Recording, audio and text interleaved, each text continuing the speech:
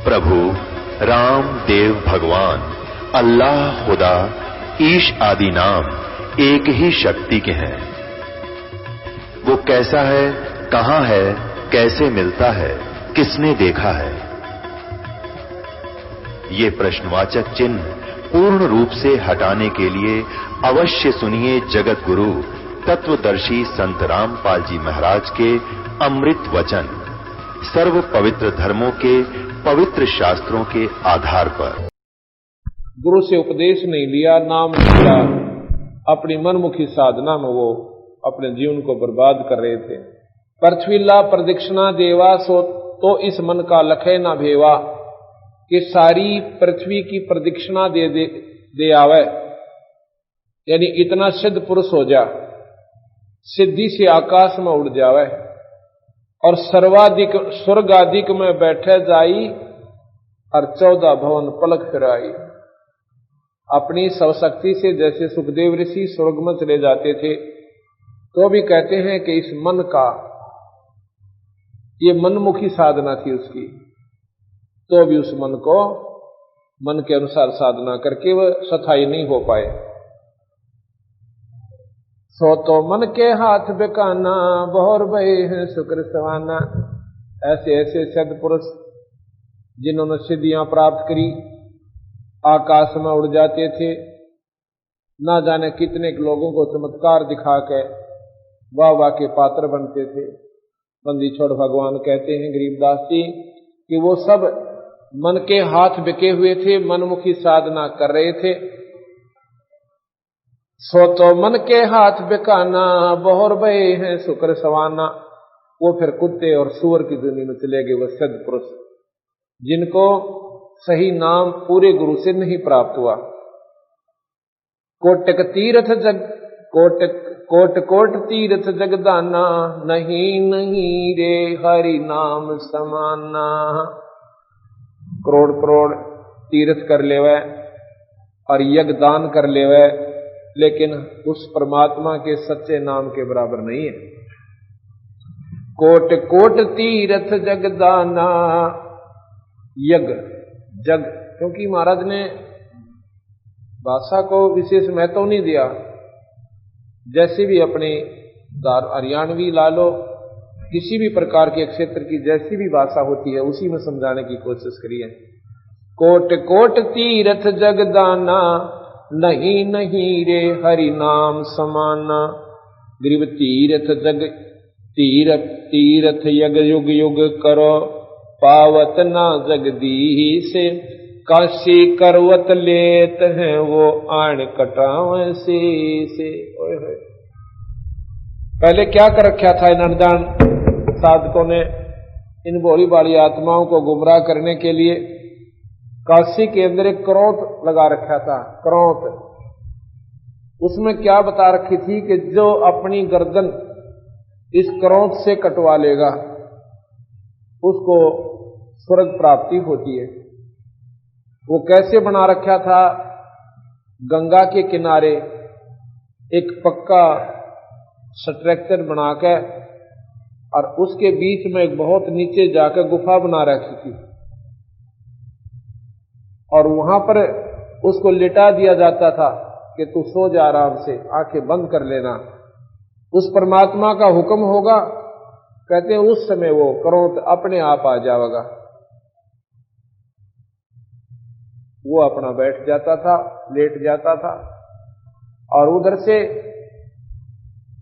उसका control handle कितना दूर स्थान पर था, उनके इशारे होते थे, वहां लेटा दिया, आप जाकर के वहां गुप्त रूप में उस करौत को नीचे को घेर दिया और फिर वो अपना ऐसे सिस्टम करा रखा था कि उसकी गर्दन को ऐसे कर करके और टुकड़े कर देता था और फिर वो नीचे एक पटला सा ला रखा था, वहीं से कंट्रोल होता था। उसको नो का नो गंगा में सरका दिया करते। ऐसा वहां पर काशी के अंदर इन अनजान साधकों ने भोली भाली आत्माओं को इतना गुमराह कर रखा था। तो गरीबदास जी महाराज कह रहे हैं, गरीब तीर्थ जग युग युग करो, पावत ना जगदीश। काशी क्रोत लेत हैं वो जा कटावे से।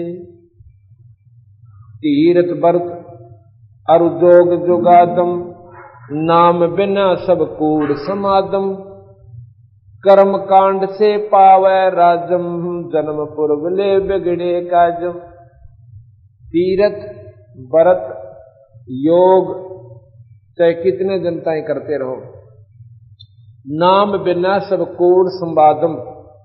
जिसके पास नाम का जाप नहीं है, ये वाद विवाद कितनी भी वार्ता कथा वो सुनावे, वो कूड़ यानी अनजान साधना है, उसका कोई लाभ नहीं।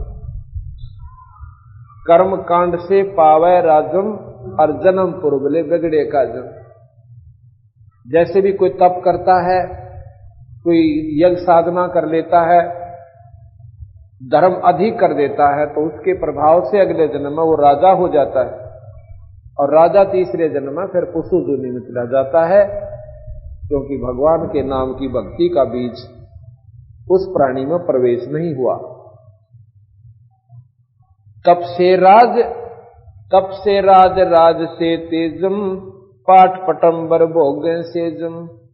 तप से राज मदमानम, जन्म तीसरे सुकर समानम। तप से राजा बने, राजा अपने मौज मारे, और तीसरे जन्म में फिर वही कुत्ते और गधे की जोनी में वो राजा चला जाता है, जो परमात्मा से विमुख प्राणी था। कर्म कांड सुरगापुर बासा, फिर घोर कुंड पड़ नरक निवासा। गज तुरंग पाल की अर्था, नाम बिना सब दान व्यर्था। कितने ही मौज आपने कर रखी है, लेकिन जितने भी आप दान धर्म कर रहे हो, बिना नाम बिना गुरु के अगर करते हो, तो नाम बिना सब दानम व्यर्था।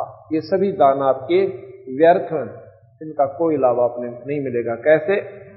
गुरु बनाया नहीं, और कितने ही भंडारे कर दिए, कहीं पर हरिद्वार में जाकर भंडारा कर दिया, या वैसे भी अपने मनमुखी कोई साधना करवाते रहे, करते रहे, अच्छे पुण्य कर दिए, किधर गौशाला में दे दिया, यानी पशु पक्षियों को भी खिलाते रहे। इन सारों का परिणाम क्या होगा? जिन्होंने नाम नहीं ले रखा, उन प्राणियों को इस किए ही पुण्य का परिणाम जरूर मिलेगा, लेकिन वो मनुष्य नहीं बनेंगे। अगले जन्म में उनको पशु योनि मिल जाती है। मान लीजिए जैसे कई कुत्ते आपने देखे होंगे, उनको ऐसी सुविधा उपलब्ध होती है, मेरे ख्याल में मनुष्य जीवन में भी 50% व्यक्तियों को प्राप्त नहीं है।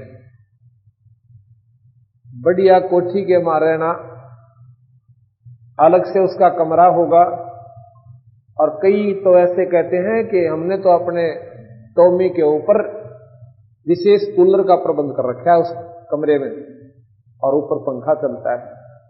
दिन में 3 बार नौकर स्नान करवाता है, और डॉक्टरी जांच करके उसको भोजन मिलता है। कार में चलता है, ड्राइवर अगली सीट पे और कुत्ता पछली सीट पे। उसके जो मालिक है चलाने कोठी वाला, वो तो ड्राइविंग कर रहा है, और वो कुत्ता देवता पिछली सीट पर अपना ठाठ से जो बैठा, जो जिस प्रकार मालिक बैठता है। अब उस अनजान आत्मा ने दान गणे कर रखे थे, उस दान की सुविधा प्रतिफल उसे ऐसा मिल गया, कार भी मिली, खाना भी इतना बढ़िया मिला, और अच्छा स्थान रहने को मिला, लेकिन मानव शरीर नहीं मिला। अगर उसने नाम भी ले रखा होता तो मनुष्य को शरीर मिलता, और ये सुविधा उसको मानव शरीर में प्राप्त होती। इसलिए महाराज कहते हैं, नाम बिना सब दानम व्यर्था। नाम बिना वो दान व्यर्थ गया, क्योंकि पशु योनि में बढ़िया स्थान समय अपना व्यतीत कर लिया, और अगले जन्म में उससे भी बुरी योनि में चला जाएगा वो प्राणी। फिर 84 का बेड़ लंबा चौड़ा बहुत लंबी व्यवस्था हो जाती है।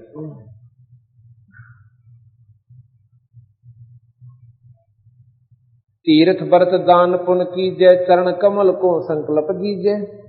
ये तो प्राभक्ति बैरागा, गुण इंद्रिय मन मन सा त्याग्या। तन मन धन संकल्प कर दे ही, सो साधु है भक्ति स्नेही। संकल्प किया संख गुण होई, अकल अपिंडी अखंड बीज है सोई। सोई बीज भोग्या भगवाना, संकल्प किया द्रौपदी दाना। कंदुर सुदामा अर्पण कीने, पल में पुरी राम रच दीने। दान पुण्य की करे न आशा, जो अर्पे सो पुरुष निवासा। शिकल बिकल व्यापै ना कोई, साधु रहे चरण मुख गोई। मेर कुबेर और रोटी दाना, चरण कमल अर्पण कर प्राण। इस प्रकार महाराज बताओ से कि भाई दान पुण्य भी करे तो बिना किसी इच्छा के करे। हमने मान लीजिए कोई अपनी मनोकामना पूर्णा के ताई और कोई भी धर्म का काम बोल दिया कि ऐसा करवा दो मेरा ये काम हो जाए, ठीक है वो काम आपका होगा, लेकिन वो पुण्य आपको आगे काम नहीं देगा, वहीं समाप्त हो जाएगा। यदि हम अपना कर्तव्य समझ कर और धर्म पुण्य करते रहे और नाम लेकर के गुरु से, तो वो हमें दोनों फल देते हैं। दोनों फल देवेगा, जैसे वो काम भी सरेंगे जो आने वाले कठिन हमारे कर्म थे वो भी हल्के होंगे और साथ में परमात्मा की प्राप्ति भी होगी। दान पुण्य की करे न आशा, जो अर्पे सो पुरुष निवासा। शकल बिकल व्यापै ना कोई, साधु रह चरण मुख गोई। अब कई ये कहते हैं, सकल बिकल कहते हैं कि जैसे हम धर्म पुण्य भी कर रहे हैं, परमात्मा का नाम भी ले रहे हैं, और एक काम कोई ना सरे किसी कारण से, तो सारे उलाने दे जाएंगे भगवान ताई। मन न्यो भी करता था, मन नाम भी ले रखा था, मन दान भी बतेरा कर लिया, पाठ भी करवाए।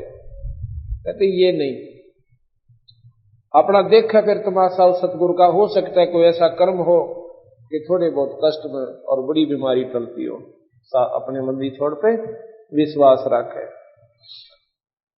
सकल बिकल व्यापै ना कोई, साधु रह चरण मुख गोई। मेर कुबेर और रोटी दाना, चरण कमल अर्पण कर प्राण। चरण कमल धुन लाई ये, हरदम बारंबार।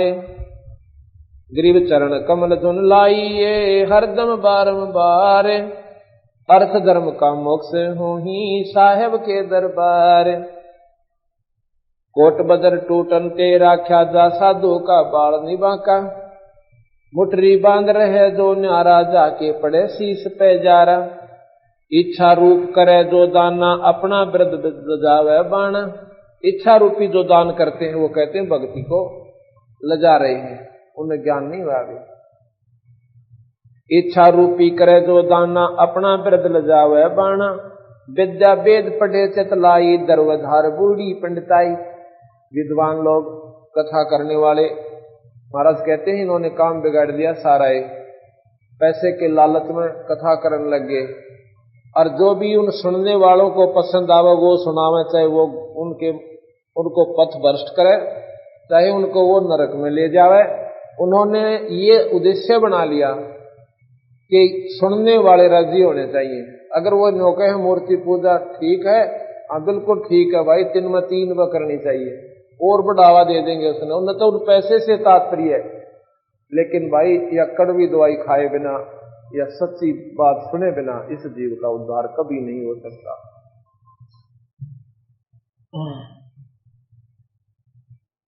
कहते हैं विद्या वेद पढ़े चितलाई, दर्वधार बूढ़ी पंडिताई। दर्व कहते हैं धन को।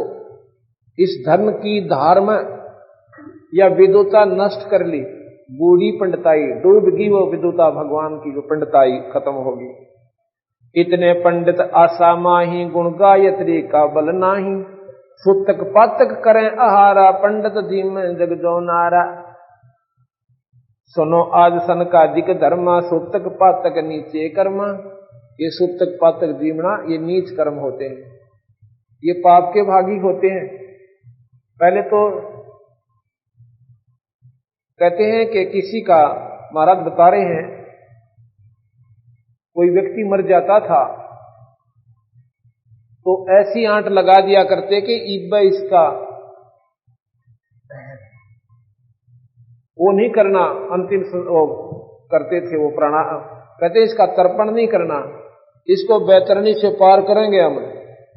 और जब करेंगे, कब करोगे कि इसका कारज करना पड़ेगा तुम्हें। तेरा मी का तार निकाडा कारज जीवन ताही, तेरा मी को जो समापन करना था वो समागम वो नहीं कराया। क्यों नहीं किया? क्योंकि भाई कारज और करना पड़ेगा तुमने, ना तो इतना अनर्थ हो जाएगा, ऐसा हो जाएगा। तो बंदी छोड़ भगवान कहते हैं ये दर्व धार बूंदी बूढ़ी पंडिताई, इस माया की लहर में वो ज्ञान बह गया उन लोगों का। पंडित कौन होते थे? पंडित बताता हूं आपको। जैसे पंडित कैसे होते थे, जैसे दामा जी पंडित थे। पंडित नाम है विद्वान का जिसने पूर्ण ज्ञान हो कि ऐसे कर्म करने से हमें ये हानि होगी और ऐसा कर्म करेंगे तो हमारा धर्म नष्ट होगा, हमारे को पाप लगेगा। सुदामा ब्राह्मण थे, पंडित थे। ब्राह्मण सोए जो ब्रह्म पहचान है, जो आत्म तत्व का ज्ञान जिस प्राणी को हो जाता है वो ब्राह्मण कहलाता है। नहीं कोई जात की फीस से ब्राह्मण नहीं बनता। अब जैसे कोई वैद्य कवावे, उनका कोई बड़ा व्यक्ति वैद्य था, 5वां 6वां दादा, और अच्छा वैद्य था। अब उसके बाद उन सब ने अपने पीछे वैद्य रख लिया। अब वो एक समूह बन गया वैद्य। अब अपने पीछे लिखते हैं कि रामनाथ वैद्य, और कपड़े की दुकान है। ये उस तरह को पूछे पेट के दर्द की दवाई को मन ना मेरा वैद्य क्यों लिख रखा? वो एक वैसे परंपरा बनी हुई कि हम वैद्य थे, हमारे पूर्वज जो हमें वैद्य के नाम से जाने जाते थे। इसी प्रकार पंडित एक जाति को हमने मान लिया, चाहे किसी ने कति अनपढ़ हो वो भी नो पंडितता में, वो तो एक वो परंपरा बना ली, वो एक समूह का नाम पंडित कर लिया। वो पंडित नहीं है। पंडित वो है जो मार्गदर्शन करते हैं, जिनको विद्वान कहा जाता है। और वो पंडित जो है उनके द्वारा किया गया गुमराह प्राणी भटकता है, भ्रमता है, वो दोषी कहला है। तो उसके लिए महाराज कहते हैं सूतक पातक नीचे कर्मा, सुनो आज सनकादिक धर्मा, ये सूतक पातक नीचे कर्मा। सुदामा जी पंडित थे, उसकी पत्नी ने बहुत ही प्रार्थना विनय करी कि देखो हम बहुत टोटे में दुखी हो रहे हैं, और बच्चे हैं ये भी बेचारे कई बार तो रोटियां बिना सो जाते हैं, और आप कहते हो कि कृष्ण जो राजा है मथुरा के, द्वारका के, वो मेरे साथी थे, सहपाठी भी थे, और सहपाठी का प्रेम कुछ न्यारा होया करे। आप जाकर के उनसे कुछ धन मांग लाओ। तो सुदामा ने बोला बात सुन भगवान कि ये शरीर जा सकता है, पर सुदामा मांगे को ना। ब्राह्मण का फर्ज मांगन का नहीं बनता। मेरे को कर्म में मार रह रही है, मैंने पिछले जन्म में पुण्य नहीं कर रखा, इसलिए मुझे ये उपलब्धि नहीं हो सकती। वह फिर पीछे पड़ी रही, नहीं मानी तो फिर चला जाता है। वहां जाकर भी कृष्ण ने पूछा कि सुनाओ महाराज जी के हाल से आपका? सुदामा अगली मोदोरी से थरे बाग से अपने मुंह तन्यो नहीं कहा कि महाराज जी कति बयान माटी हो रही है, कतई नहीं कहा, अगमोद से महाराज जी दया से। और 7वें दिन नो का उठ कर आ गया, अपने मुंह से ना मांगया और ना उन्होंने दिया। ठीक है, भगवान कृष्ण ने कहते हैं वो चावल खा के जो छुपा कर लकोरिया था, अब ये देवों तक देवों के इस राजा ने, गरीब आदमी छुपा छुपू का अपना वह घरवाड़ी ने बांध दिया था, चावल भून के 2 मुट्ठी, और उसने अपने लको का काख में दे लिए। कृष्ण जी ने कहा कि भाई एक बात होता, भाभी ने क्या भेजा मेरी खातिर? बोले कोई ना काख ना न्यू करे। कहते हैं जब वो चादर खोस ली जिसमें वह एक पल्ले में बांध रहा था, आदमी बोला बड़ा आनंद आया तो आज आपके चावल में। उसके प्रतिफल में महाराज कहते हैं भगवान कृष्ण ने और सुदामापुरी यानी उसका बहुत सुंदर महल बना दिया, बहुत अच्छे पैसे दे दिए। कंदुल सुदामा अर्पण कीने पल में पुरी राम रच दीने। कंदुल कहते हैं चावल को, और सुदामा ने कृष्ण जी को अर्पण किए और पल में पुरी राम रच दीने। उन चावलों के खाक को खा के अब यहां कहते हैं कि देते को हर देता है, जहां तहां से आण और ना दिया फिर मांगता करो, परमात्मा सुना नहीं कहा। सनक सनंदन बूझो बाई नीचे कर्मा लागे काई, यानी माड़े कर्म करते नुकसान में जाओगे। ऊंचे कर्मा कर्म कटाही सो पंडित तुम जानो नाही। ऊंचे कर्म करते नो के काम पाप कट जाते हैं, ये कर्म कटते हैं, वो तुमने ज्ञान नहीं। जीव यज्ञ में होम कराई सो वह यज्ञ काम किस आई। कहते हैं यज्ञ के अंदर महाराज जी बता रहे हैं कि तुम जीवों को मरवाते हैं। कैसे यज्ञ कराते थे राजाओं से? उनके हाथ से अजा कहते हैं बकरी को, बकरी कटवाते थे और उसको फिर न्यू का न्यू हवन पूर्ण हो लेता, उस बढ़ते हुए बट में उस न्यू के न्यू बकरी को डाल देते थे और फिर वो मांस जब हो जाता था उसको बाद में वो सब अपने आप बाद में भुने हुए कच्चे मांस को जैसा कि जिसे उन्होंने नमक वमक लगा के और फिर वो प्रयोग करते थे। कहते हैं प्रसाद बन गया, अब इसका पाप नहीं। महाराज जी कहे इतने अनुदान बन गए जीव के स्वाद की खातिर ने भी ना सोचा कि इतना अनरस करने लग रहे धर्म के काम में, और जीव इंसा पता क्यों कर पार पड़ा। जीव यज्ञ में होम कराही, जीव यज्ञ में होम यानी उसमें डाल दिए। और सो वह यज्ञ काम किस आई। एक जीव अचराचर माई शिव ब्रह्मा की पदवी ताई। एक ही जीव है इस 21 ब्रह्मांड तक, चाहे वो कीड़ी है और चाहे शिव ब्रह्मा विष्णु महेश तक है। एक जैसा दुख है, एक जैसा वह सुख आभास करते हैं। कर हैं पाप करते हैं धर्मा, मनुष्य पकड़ कर होम्या यज्ञ नरमा। अश्व घोड़ा वृषभ बैल, ये अनपढ़ थे बंदी छोड़ गरीबदास जी और संस्कृत बोल रहे हैं। अश्व वृषभ और अजा जराई, अजा कहते हैं भेड़ को, अश्व घोड़ा और वृषभ बैल और अजा भेड़ कहते हैं ये कटुआ के और तुमने जुल्म करवाया। अश्व वृषभ और अजा जराई इनका पाप गिना नहीं राई। वो जो ब्रह्मा विष्णु महेशा अचराचर का कहा अंदेशा। वो जो ब्रह्मा विष्णु महेशा तीहूं देव का ना उपदेशा।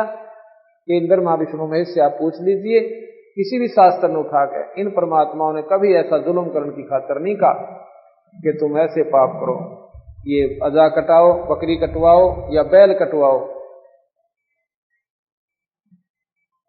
गरीब पंडित ज्ञानी बूढ़िया किन्ने जीव विध्वंस। कीड़ी कुंजर आत्मा सब गट एक अंश। कीड़ी चीटी, कुंजर हाथी, जो कि इनमें एक का आत्मा है। कीड़ी का वही ममता है अपने बच्चों के प्रति, वो भी मारो मार रहे ऐसे सारे दिन, और हाथी भी अपने बच्चों की खातिर, अपने पेट की खातिर, जिस प्रकार चीटी है वही सुख वही दुख कीड़ी में और वही हाथी में। कीड़ी मारने का भी वही पाप है और हाथी मारने का भी वही पाप है। कीड़ी कुंजर आत्मा सब गट एक अंश। सब में एक ही ईश्वरीय शक्ति यानी आत्मा है। राजनीति काली का भक्षण पंडित जीव घात अपलक्षण। और फिर क्या करते हैं, जो प्राणी बीड़ी शराब मांस तंबाकू दारू का प्रयोग करते हैं, क्यों मांस फिर दारू बिना ना खाया जा, तो शराब की भी आदत पड़ जाती है इंसान को। सुरापान मदमासाहारी गमन करें भोग पर नारी। 70 जन्म कटत हैं शीशम साक्षी सायब हैं जगदीशम। जो ये जुल्म करते हैं, सुरापान करते हैं, सुरापान माने दारू पीना, मद कहते हैं सुरापान मद यानी अमल को, मांसाहारी जो मांस खाते हैं। सुरापान मद मांसाहारी गमन करें भोग पर नारी। 70 जन्म कटत हैं शीशम साक्षी सायब हैं जगदीशम। बंदी छोड़ कह रहे हैं गरीबदास जी कि जो ऐसे जुल्म करते हैं ना, उनके 70 जन्म सर कटते हैं। कभी तो बकरा बनेगा और कभी वो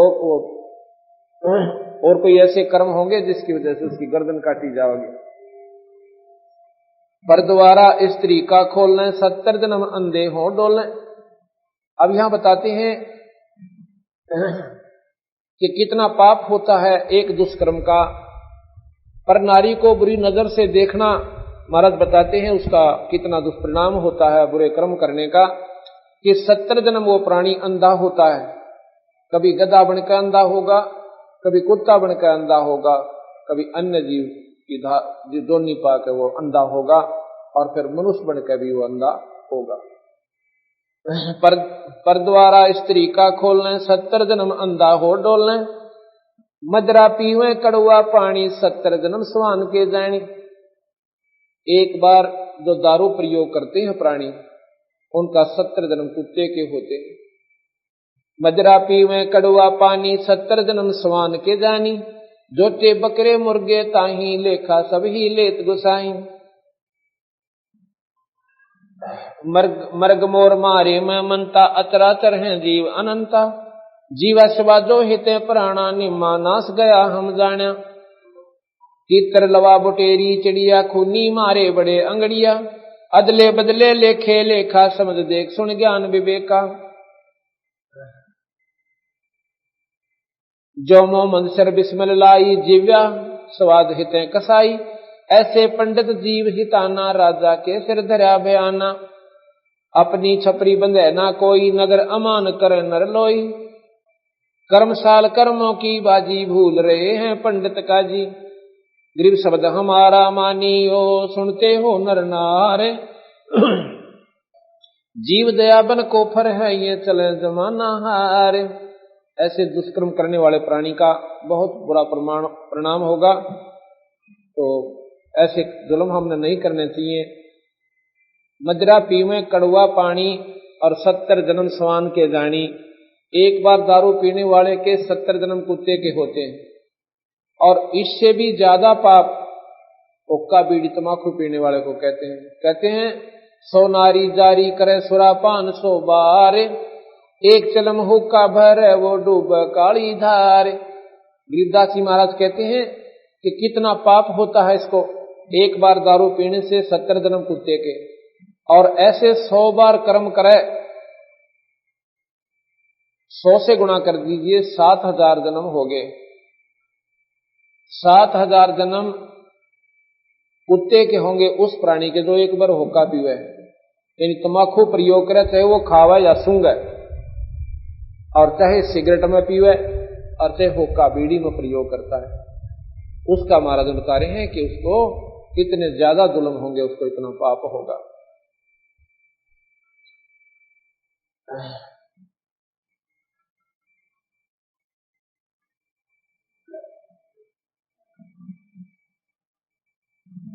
अब नाम के बारे में मैं तो बता रहे हैं कि हम मनमुखी साधना करते हैं। कई भाई कहते हैं कि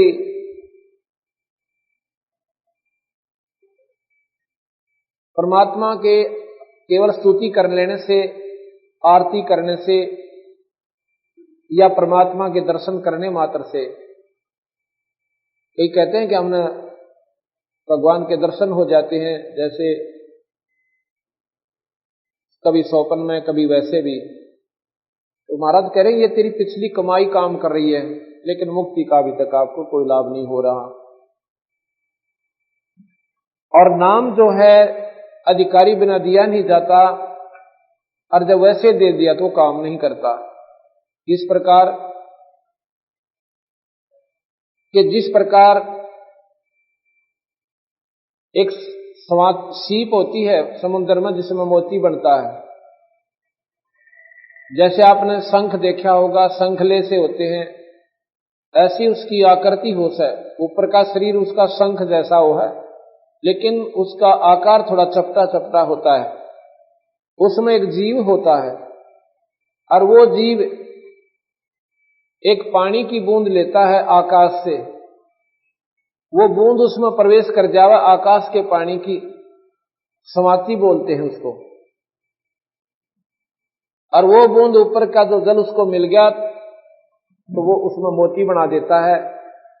यदि कब वो जल उसमें कब प्रवेश करता है, जब उसका वो मुंह खुला हो, अंदर उसको तड़फ बनती है और ऊपर आके वह समुद्र के ऊपरले हिस्से में मुंह खोल देती है।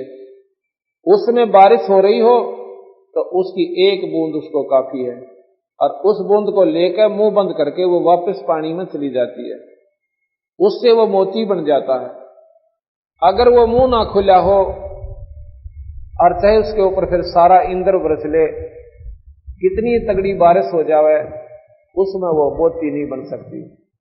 इसी प्रकार जिस प्राणी की अंतरात्मा में सच्ची लगन भगवान पाने की और नाम लेने की हो जाती है और उस तड़प के साथ वो नाम लेकर फिर अपनी साधना शुरू करता है तो उसको लाभ होता है।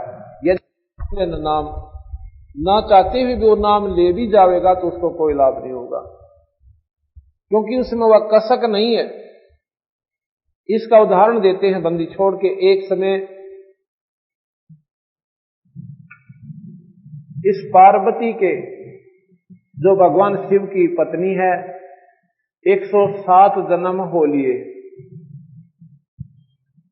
107 जन्म उसके हुए और प्रत्येक जन्म में वो भगवान शिव को ही अपना पति वर है और वो मर जावे, भगवान शिव न्यू का नूर है। 108वां जन्म जब उसका होता है और गौरी नाम से वो उत्पन्न होती है, शिवजी से ब्याह हो जाता है। उस समय एक दिन नारद जी जाते हैं और पार्वती से कहते हैं, माता अकामबाई,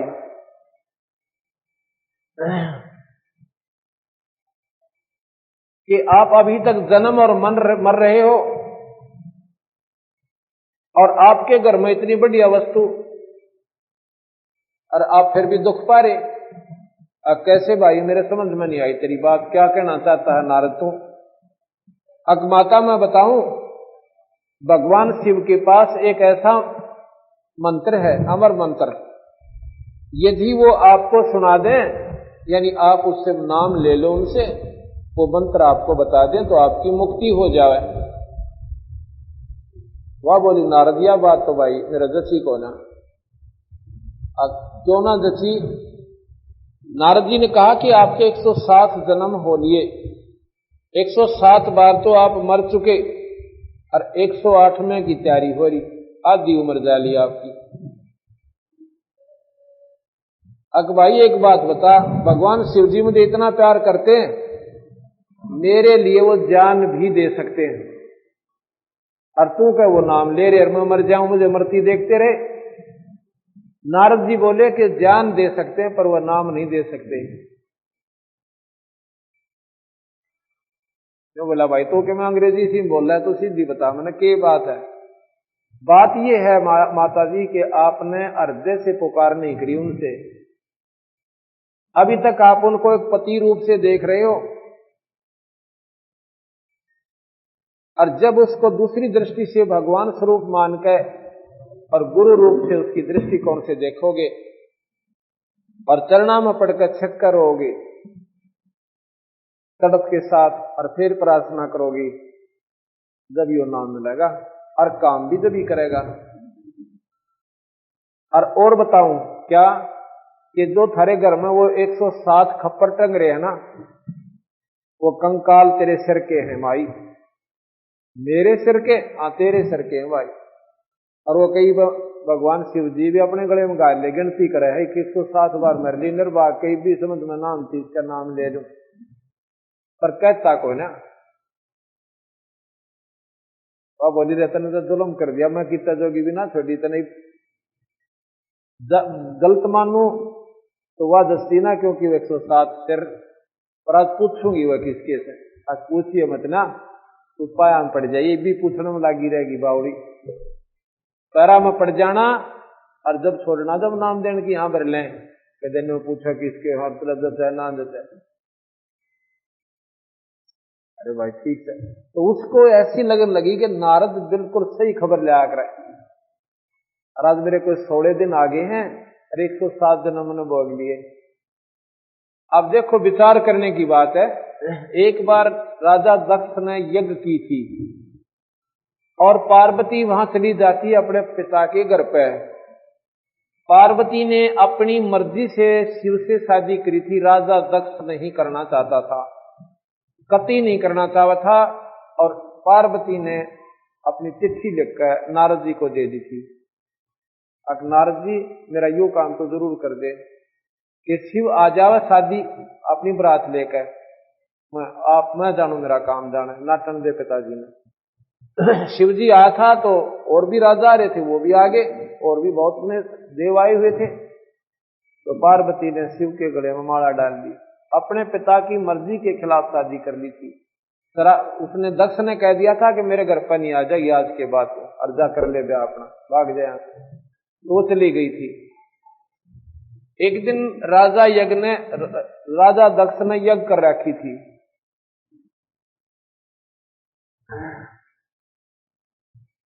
अब ये एक ही बात को सिद्ध करने की खातिर कम से कम 6 कथाओं का प्रमाण जोड़ना पड़ता है, जब यह बुद्धि ठिकाना आती है हमारी, इतना बिगड़ा हुआ ज्ञान हमारा हो चुका है। अब वह घर पे क्यों गई थी, जबकि माता पिता ने उसको कह दिया था हमारा नहीं बढ़ जाएगी। ऐसा क्या हुआ, एक बार कहते हैं रामचंद्र जी सीता के वियोग में और बन में भटक रहे थे, रो रहे थे बुरी तरह। पार्वती ने शिव जी से पूछा था कि हे भगवान,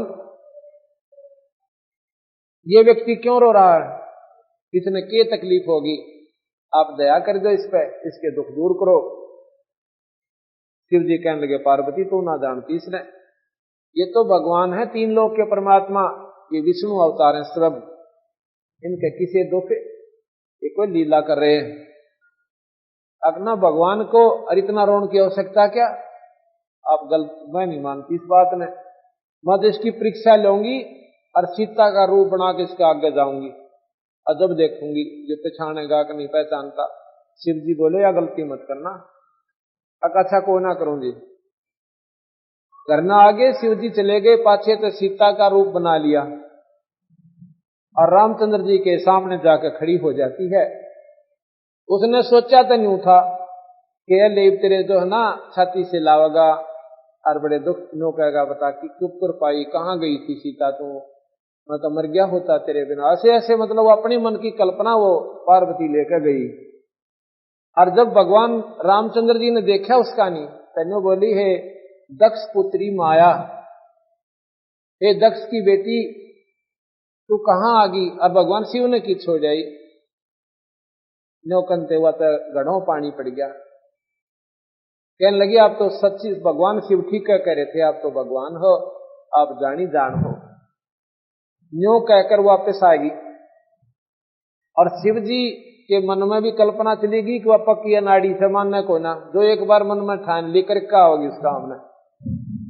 तो पूछा कि तुम परीक्षा ले आई, अकना जी मैं कौन है लेकर परीक्षा, अच्छा झूठ भी बोला ऊपर तय, फिर हंसन लगी, अजी साची को थे, वह तो साचे भगवान से। बोला ठीक है, तेने मेरी माँ का रूप बना दिया पार्वती, आज मेरे पत्नी रूप में मेरे लिए स्वीकार्य नहीं रही, आज से तो मेरी माँ के रूप में है।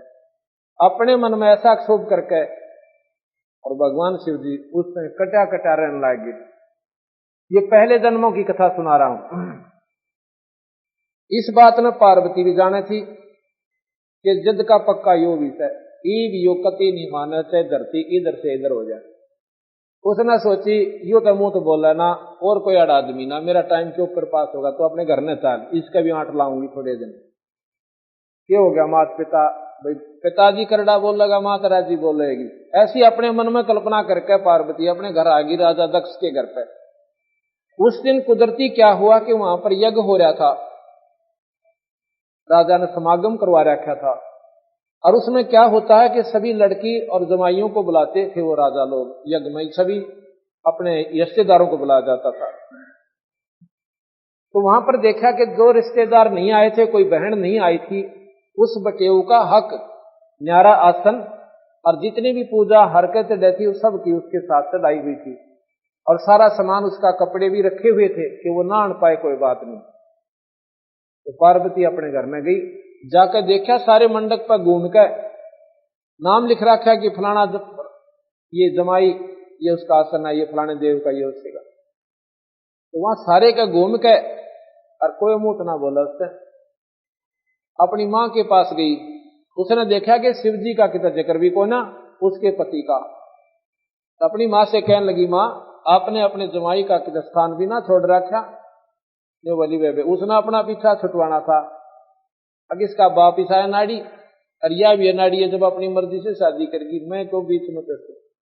कहने लगी, भाई मन्नत दे रहा ना बेटी, तेरा बाप जाने तू जाने ना, वो मेरी मानता, उससे पूछ ले। वो अपने पिता के पास गई, कहने लगी, पिताजी आपने सभी बहनों के जितने जमाई बटेऊ नहीं आए उनका हक दर रखा और मेरा को ना। तजो बोला, तो बुलाई किस नाड़ाई किस लिए, अरे ऐसे निर्भाग का मैं को ना वो रखा करता, वो तो पशु है, आदमी थोड़ा है। गल में सांप उसका है, सारा दिन बनेलिया ત્યાં कूदे जा, किसी नड़ दिखा कर मैंने जुलूस कटवाना अपना। इस बात का वकरडी काली मानेगी, अगला तेरी यज्ञ करवाऊं पूरी।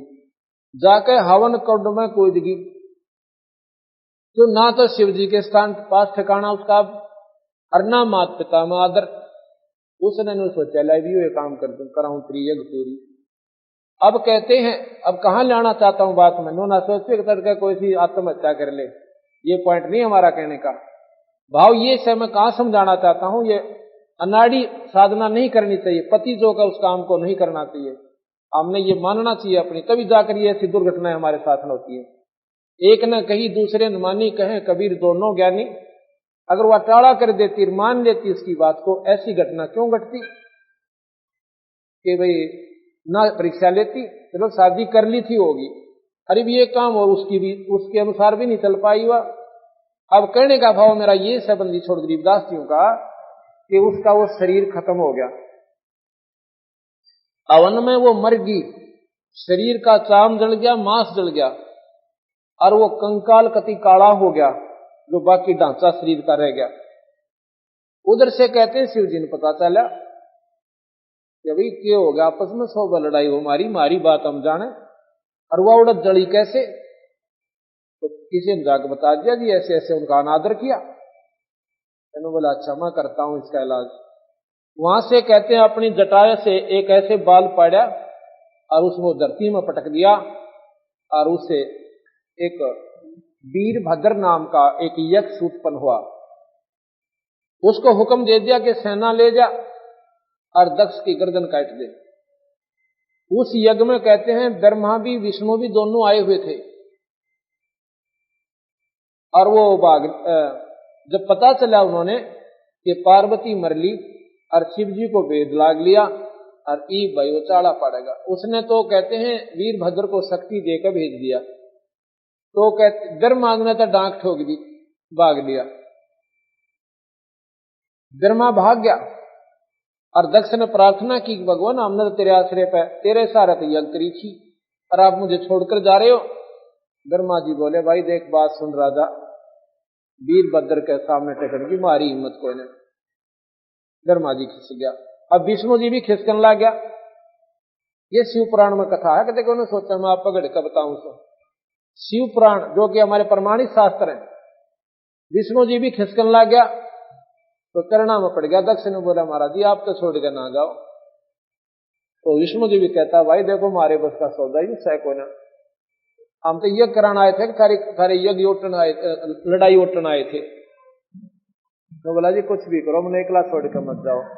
विष्णु जी खते खड़े हो गए, वीरभद्र आ गया, सभी सेनाओं को राजाओं को काटता मारता विष्णु जी के सामना आमना हो जाता है। कहते हैं विष्णु जी को ने अपना जो पहले तो तीर छोड़ा तो उसने अपने त्रिशूल से उसका वो तीर काट दिया विष्णु जी का। फिर क्या कहते हैं कि उसने सुदर्शन चक्र छोड़ा, सुदर्शन चक्र भी उसने अपने त्रिशूल से काट दिया। और विष्णु जी ऐसे हो गए जैसे मूर्ति हो अग्र पत्थर की, स्तब्ध हो गए।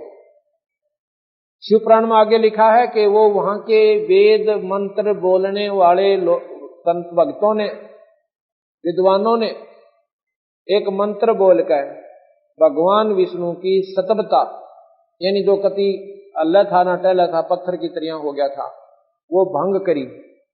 फिर वो एकदम होश में आया और फिर वहां से भाग गया, चले गए भगवान विष्णु। आगे वो वीरभद्र ने जाके राजा दक्ष की नाड़ काट दी। ये लंबी कथा, अब इसको यही करते हैं। फिर कहते हैं भगवान शिव ने ये ज्ञान हो गया कि ऐसे ऐसे पार्वती को मार दिया, तो वो उसने पता भी चल गया कि दक्ष की नाड़ भी काट दी वीरभद्र ने। कई देवताओं ने जाके प्रार्थना करी भगवान शिव से, अके भगवान कोई बात ना, आपस में 100 बकवासनी होती है, पर राजा दक्ष के प्राण बख्श दो। कहने लगा भाई कोई ऐसा प्राणी ले आओ जिसकी नाड़ काट ले आओ और ताजी गर्दन कटी हो, मैं राजा दक्ष की गर्दन धड़ पर ला दूंगा, जीवित हो जाएगी। अब वो शीश नहीं लग सकता इसका। कहते हैं फिर जाकर के एक बकरे का काट ले सिर, राजा दक्ष का बकरे का सिर ला दिया, वो जीवित हो गया। फिर भगवान शिव ने क्या किया कि उस पार्वती के उस कंकाल को उठाया और अपने कंधे पर धर लिया।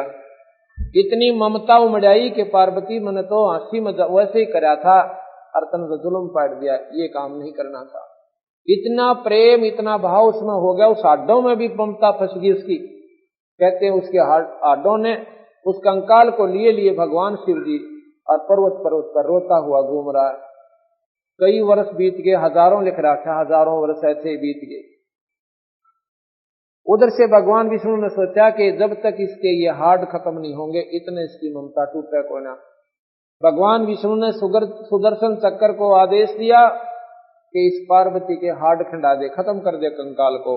उसने जाके उस कंकाल को ऐसा धमाका कराया, धमाका हुआ कि वो कितना नाक पड़े, कितना कान पड़े, कितना हाथ पड़े, कितना शरीर पड़ा। तो वहां कहते हैं जहां नाक पड़ी उड़ा, आंख पड़ी उड़ा नैना देवी, आंख पड़ी उड़ा कि और देवी, ऐसे ऐसे लोगों ने वो आस्थाएं बनाकर वह मंदिर बना दिए। बाकी जो बना कहते हैं और मंदिर बन गए। अब इस प्रकार इतना प्यार भगवान विष्णु शिव जी का पार्वती में प्रति जन्म में रहा और उसके बाद भी उसने वो मंत्र नहीं दिया। अब नाम की महिमा, अब नाम कैसे काम करे और फिर उसकी रहनी कैसी हो आप भक्तजनों की, तो दोनों मिलकर जब ये अपना पूरा काम करती है। तो क्या हुआ, अब इस प्रकार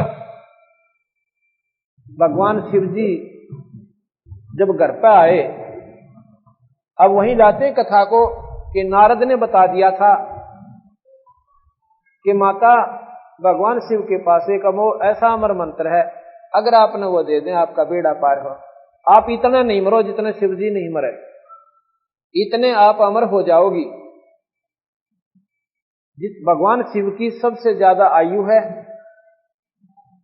ब्रह्मा से भी और विष्णु से भी। तो श्याम ने जब भगवान शिव आए तो जैसे पहले वो बात करती थी अपने पति रूप में, व्यवहार कुछ और होता है। वो एक घर के आम सदस्य जैसा व्यवहार हम करते हैं, पत्नी से भी पति ऐसा ही करता है। और जब उसने नो पता चला कि तो अमर मेरी तो जो ना जान इनकी मुट्ठी में, और ये इतनी महान आत्मा, और आपने तो कुछ भी कोई सोची, मैंने तो इसके बारे में, और मैं तो इनको पति समझ कर कई बार अनादर भी कर देती थी। जब वो आते हैं भगवान शिव जी घर पे, कहते चरणा में गिर जाती है और रो रो कर रुदन मचावे। तो वो कहने लगा कि बात से पार्वती आज ऐसी दिक्कत क्या हुई आपको, किस चीज की आवश्यकता, तो साफ साफ बता। वह कहने लगी महाराज जी मेरे को जरूर पाप हुआ है, मैं घनी पापनी हूं, और इस करके आपने मेरे से एक इसी अनमोल चीज छुपा रखी ए भगवान एक बात बताओ, क्या कि मैं जब मरती थी आपका जी दुख नहीं पाया करता, कब मरती थी तो अभी मरी कहाँ है? अग्नियों ना बकाओ, ये खप्पर किसके हैं, ये कंकाल किसके सिर के? अब शिव जी ने सोचा आज तो भैया दूसरी भाषा बोला, ये इसके लेवल का ज्ञान नहीं है। नो बोली महाराज जी मेरे से कोई गलती हुई होगी और मैं मरूं और आप देखते रहो और आप मुझे प्राणों से भी प्यारी समझती हो। धन्यो बोला पार्वती ये तेरा ज्ञान तक हो ना, यूं बताते रहता है। बताया किसने?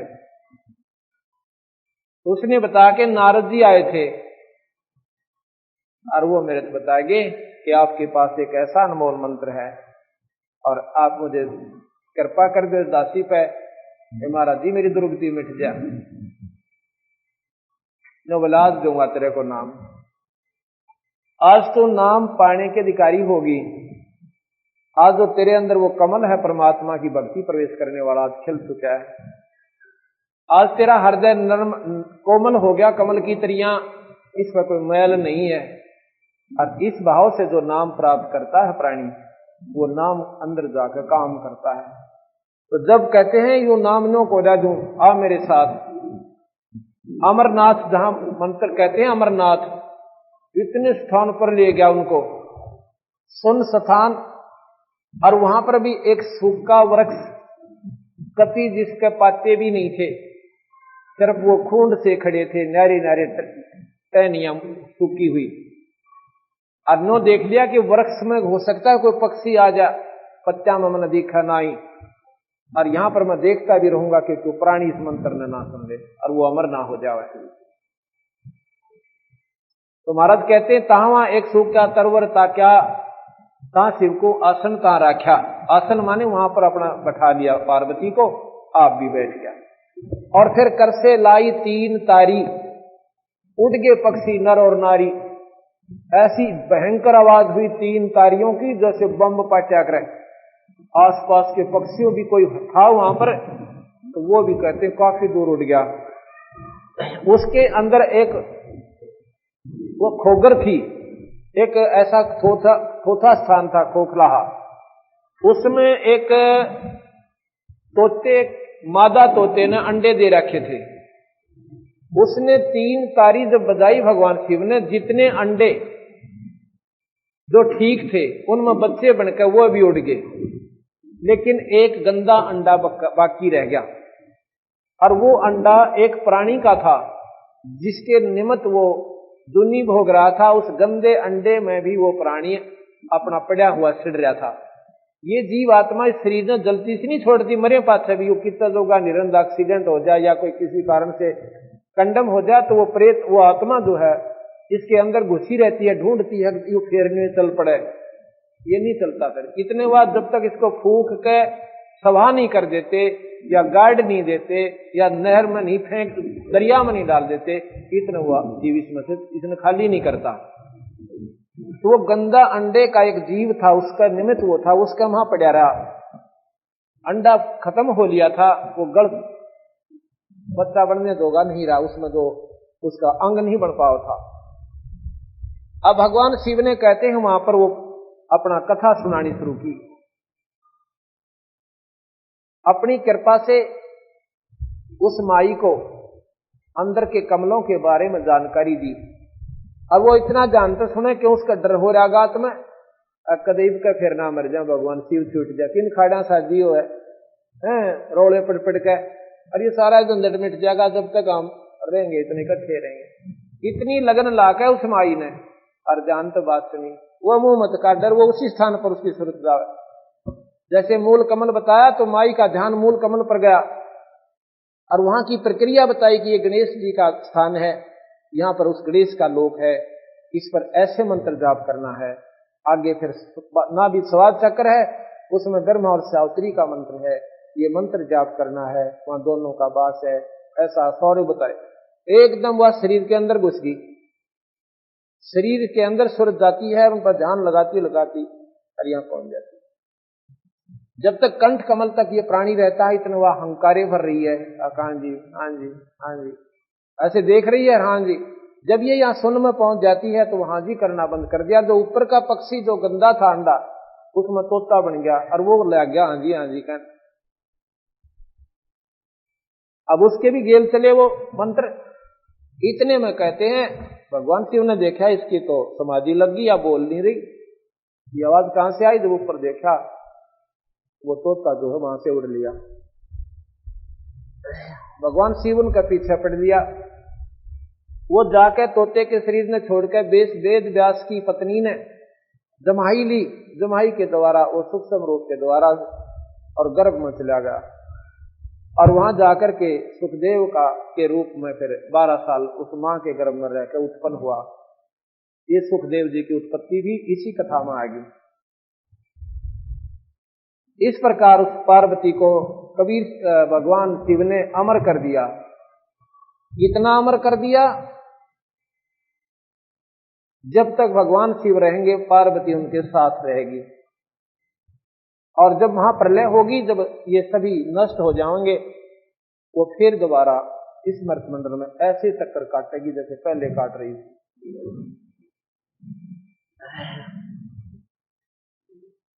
शंकों दे दरी तन योनी नो तसके का बीज न भूनी, मोक्ष मुक्ति का लख्या न भेवा, भर में पुत्र व्यास सुख देवा।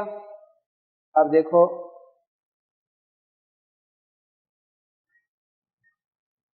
हमारे अंदर एक 9 तत्व का शरीर और है, ये 5 तत्व के शरीर के अंदर है। उस शरीर में, इस शरीर के माध्यम से हमने उस 9 तत्व को परिपक्व करना है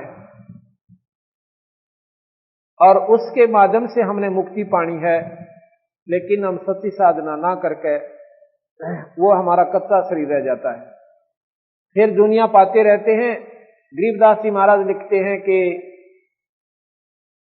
मोक्ष मुक्ति का लख्या न भेवा, और भर में पुत्र व्यास सुख देवा। मोक्ष मुक्ति का उसके भाव भेद नहीं पाया उसने। भगवान सुखदेव जी ने अपनी पहले बहुत घना दुख पाया, पूरा कितने जन्म हो गए, और फिर उसका कोई ऐसा कर्म आ गड़ गया कि भगवान शिव की वो कथा सुनने से वो तोते के शरीर में प्रवेश कर गया और उस मंत्र से उसके जो अंदर सूक्ष्म शरीर था वो अमर हो गया। और वो अमर होकर के उस अमर का तात्पर्य ये नहीं होता है कि उसका जन्म मरना हो। इस अमर होने की कई परिभाषाएं हैं। वो तत्व ऐसा बन गया कि उसमें यादाश्त होगी, उसको इतनी यादाश्त होगी उसने सूक्ष्म शरीर में कि अभी पिछले जन्म मेरे बहुत मुंडे बीते और इब क्या गलती करो नहीं, इसको इतनी चेतना रहने लगी तो उस मां के गर्भ में प्रवेश कर गया और बाहर नहीं आया। बाहर नहीं आया तो कहते हैं काफी दिन के बाद 12 वर्ष जब बीत जाते हैं तो भगवान शिव कहता है कि बाहर निकल तो न मारूंगा, और वो नौका में बाहर निकलूं को ना। विष्णु को याद किया, विष्णु जी आगे कहने लगे की बात है भोलेनाथ जी कि मेरे ज्ञान को चुरा कर ये जीव और इस वेद व्यास की पत्नी के गर्भ में है और इसको मैं खत्म करूंगा। क्यों भाई? भगवान विष्णु बोले कि इसने मेरा मंत्र चुरा लिया तो क्या हो गया कि ये अमर हो गया। अमर हो गया फिर मारेगा क्यों? कर जब आप ही कह रहे हो कि आपके मारण से बाहर हो लिया, इसने मारोगे कैसे? क्योंकि कुछ ऐसी स्थिति होती है कि इस मंत्र से इस प्राणी को इतने दिन ये ब्रह्मा विष्णु महेश नहीं खत्म कर सकते, कुछ लिमिटेशन है उसकी। ये बहुत लंबा विस्तार है।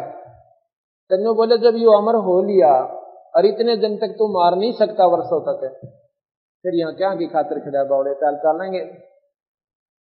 तो फिर विष्णु जी के मन में आती है कि सुखदेव गर्भ में, सुखदेव बोला कहा महाराज जी कि तू बाहर आ जा। विष्णु जी कहने लगे तू बाहर आ जा। अक मैं नहीं आऊं बाहर, ब्रह्मा को बुलाओ। ब्रह्मा भी बुला लिया। ब्रह्मा जी, विष्णु जी, शिव जी तीनों कहने लगे भले पुरुष एक काम तक कर दे, तू बाहर आ जा। 12 वर्ष हो गए मां के पेट में। अगर आगे माताएं 12-12 वर्ष तक बच्चा ने गर्भ में रखेंगी, इनका तो जीना आराम हो जाएगा। ये 9 महीने भारी हो जाए। तू बाहर आ जा भाई, या गलत रीति मत ना गिरे।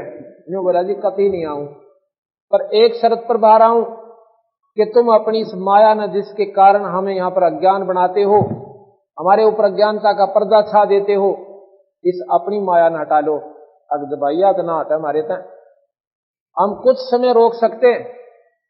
कितनी देर रोक सकते हो कि जितने भैंस के सींग पर राई रख दे, और वह कितनी देर उस पर रह सकती है। भैंस का सींग ऐसे गोल, और भैंस नचली टका कोना कुआं जोगाड़ा कुआं सर मारे, उस पर राई रखते ही नीचे इतनी देर, यानी अक्सन भी ज्यादा हो, इतनी देर काम रोक सके। फालतू माया नहीं रोका, जो बोला इतनी देर रोक दो।